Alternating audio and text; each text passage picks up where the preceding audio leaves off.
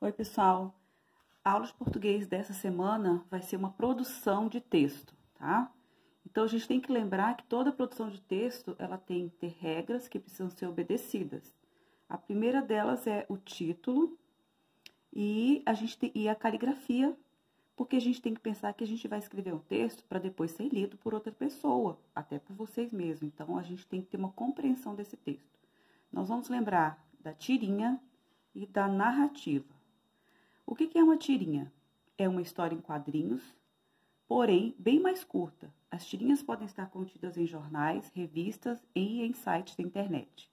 E a finalidade da tirinha é transmitir uma ideia com imagem e diálogos não muito longos. Aqui a gente tem: empresta o lápis de cor de pele. Qual? Existem diferentes cores de pele. Eu nunca tinha pensado nisso. E aqui está a diversidade cultural da nossa gente, que pessoas de vários tipos de tons de pele. Então, saindo do quadrinho, a gente vem para a narrativa.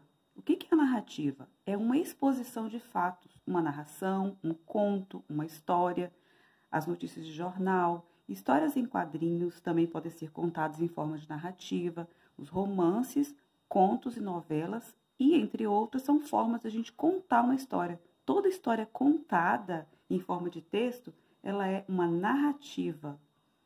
Então, você vai transformar a tirinha da próxima página em uma narrativa. O que a gente vai prestar atenção? No mínimo 3 parágrafos. Desenvolver os parágrafos de maneira criativa.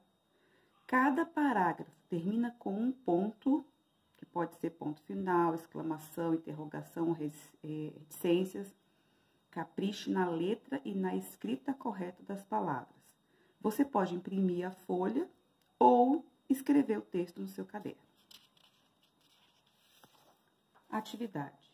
Então, você vai olhar essa tirinha, vai entender cada quadrinho e vai iniciar o teu primeiro parágrafo, iniciando um parágrafo afastado do início da linha, sempre com letra maiúscula. Era uma vez, certo dia. São formas de começar o parágrafo, tá? Aqui, ó, segundo parágrafo, na mesma direção do primeiro parágrafo. E o terceiro parágrafo, então, segundo parágrafo pode começar com quando, assim que.